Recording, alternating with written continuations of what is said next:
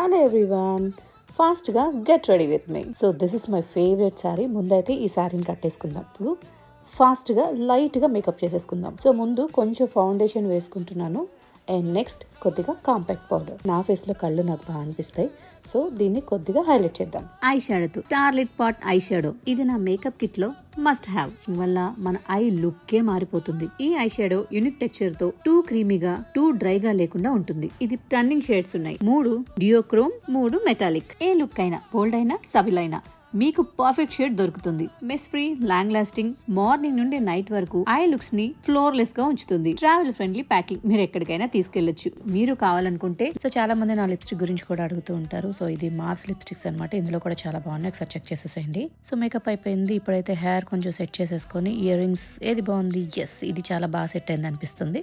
So నేను ఈ ear rings పెట్టేసుకుంటున్నాను. ఫైనల్ గా నా లుక్ ఇలా ఉంది. Get ready with me.